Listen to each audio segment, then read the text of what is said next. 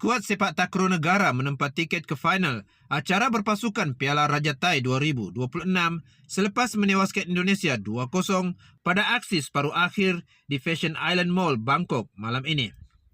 Kemenangan itu menyaksikan Malaysia bakal berdepan seturu tradisi Thailand pada aksi final yang dijadwalkan berlangsung pada 12 tengah hari waktu tempatan Malaysia.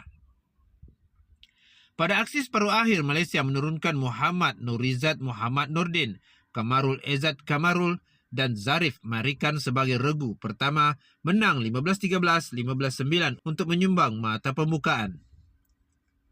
Malaysia kemudian meneruskan rentak cemerlang menerusi regu kedua yang diberisi Muhammad Haziq Khairul, Hafizul Hayazi Adnan dan Zulfendi Sumari apabila menewaskan lawan 15-10, 15-8 sekaligus mengesahkan kemaraan ke final tanpa perlu aksi regu ketiga.